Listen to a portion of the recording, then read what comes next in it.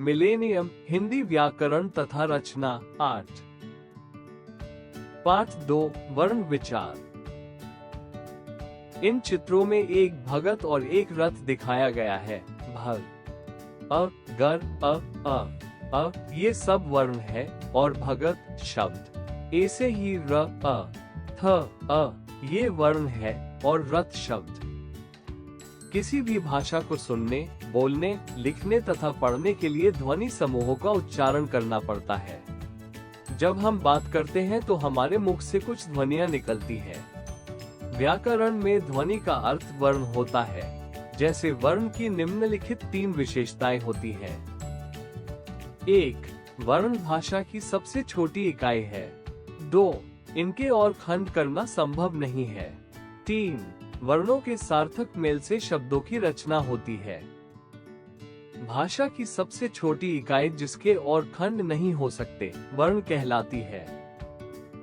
वर्णमाला, अल्फाबेट। वर्णमाला शब्द वर्ण जोड़ माला शब्दों के योग से बना है। इसका अर्थ है वर्णों का समूह, अर्थात वर्णों के समूह को वर्णमाला कहते हैं।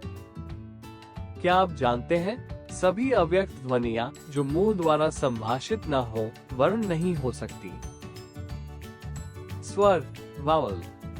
जिन वर्णों का उच्चारण करते समय मुंह से बाहर निकलने वाली प्राण वायु में किसी प्रकार का अवरोध नहीं आता, अर्थात जिन ध्वनियों का उच्चारण बिना किसी दूसरे वर्ण की सहायता से होता है, उन्हें स्वर कहा जाता है।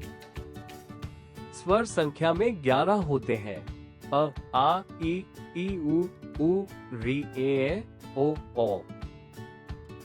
स्वरों के भेद, काइंड्स ऑफ वावल्स। 1. ह्रस्व स्वर, शॉर्ट वावल्स। जिन स्वरों को बोलने में कम से कम समय लगता है, उन्हें ह्रस्व स्वर कहते हैं। ये संख्या में 4 है। छोटी ई, उ, री। 2. दीर्घ स्वर, लॉन्ग वावल्स। जिन स्वरों को बोलने में ह्रस्व स्वर से दुगुना समय लगता है, उन्हें दीर्घ स्वर कहते हैं। जैसे आ, ई, उ, ए, ओ। दीर्घ स्वर को संधि स्वर भी कहते हैं। 3.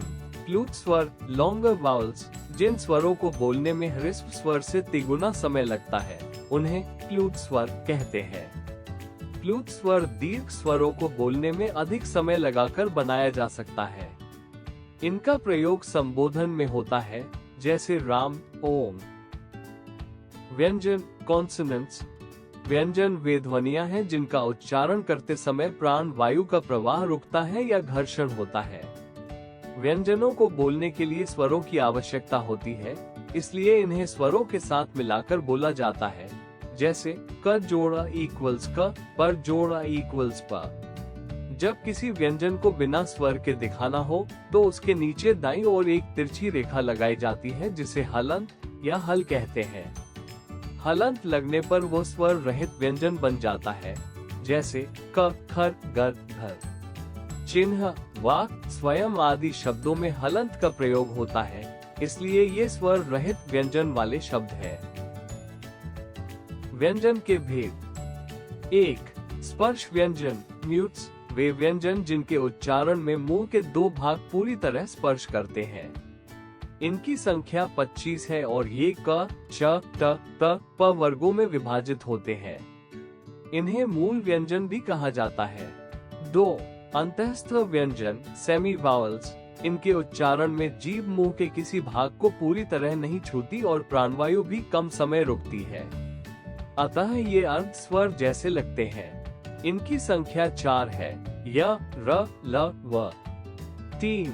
ऊष्म व्यंजन, सिबिलेंट्स। इनका उच्चारण करते समय प्राणवायु मुख के भागों से घर्षण करती हुई अनुभूति देती है, इसलिए इन्हें ऊष्म, गर्म व्यंजन कहा जाता है। इनकी संख्या 4 है, श, श, स, ह। 4. आगत वर्ण, बोरोड। अरबी, फारसी और अंग्रेजी भाषाओं से आए कुछ शब्दों के शुद्ध उच्चारण के लिए हिंदी में क, ख, रा, ज, फ नीचे बिंदु या नुक्ते वाले वर्णों का प्रयोग होता है, जैसे जरा, जोर, जेब्रा, फौरन। संयुक्ताक्षर 2 व्यंजनों के मेल से बनते हैं, जैसे क्ष, त्र, ज्ञ, श्र। एक ही वर्ण के दोहराव को द्वित्व व्यंजन कहते हैं, जैसे अन्न, बल्ला। अयोगवाह वर्णों में अनुस्वार कोष्ठक, अनुनासिक कोष्ठक और विसर्ग कोष्ठक आते हैं। अनुस्वार और अनुनासिक की ध्वनियां अलग होती हैं और इनके गलत प्रयोग से अर्थ बदल सकता है, जबकि विसर्ग का उच्चारण आधे ह जैसा होता है। उच्चारण संबंधी अशुद्धियां। अ के स्थान पर आ का प्रयोग अशुद्ध, आधीन, शुद्ध, अधीन। ई के स्थान पर ई का प्रयोग अशुद्ध, दीपावली, शुद्ध, दीपावली।